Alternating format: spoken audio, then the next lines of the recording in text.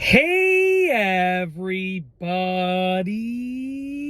I'm here today to answer the very simplistic question of how do binoculars like these right here work to let you see far away at a great distance? This will be an easy explanation. So essentially, how do binoculars work to let you see far away? This will be an easy explanation. I'm going to break it down into very simplistic facts and steps to explain how it works. Now, binoculars are essentially like two individual telescopes. So each of these work in the same way that a telescope does. So instead of thinking about them as them together, focus on one of the barrels. So this right here, okay, works in the same way that a telescope does. And so does this one. All that you're doing is looking through two smaller telescopes with both eyes at the same time. So essentially, there are, within each barrel, we're focusing on one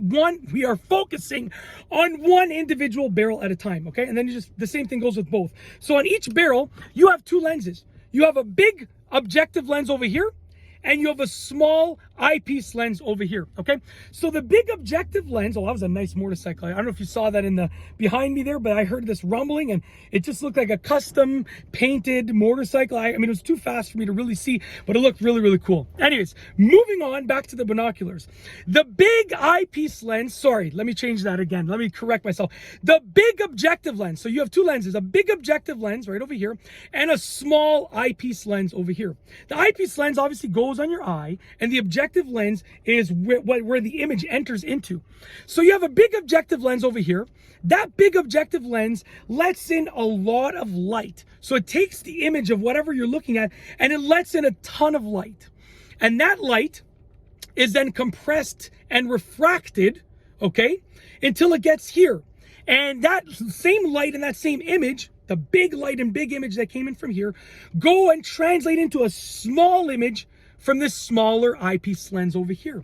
That small image is then magnified because what you've done is you've taken a big image with a lot of light and you compress it down through reflection and refraction into a small image, okay? A small image with a lot of light compact into that small image, and you get a magnified version. Okay, very, very simple. Really, that's really it, to be honest with you. With each barrel, with each lens over here, you have an objective lens that takes in a lot of light in a big image, and it reflects it and refracts it down to the eyepiece lens, which is smaller, which magnifies that image because the eyepiece lens is smaller.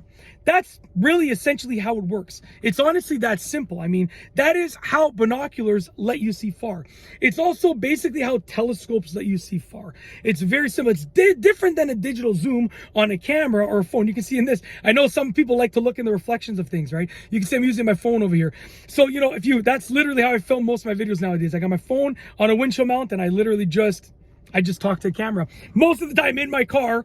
Right now I'm actually sitting in my parents' driveway because I came to visit them for a bit, do some work here, use their basement to do some work, or on the side of the road. Anyways, different than a digital zoom on a phone or a camera, because that takes the image and it zooms in digitally.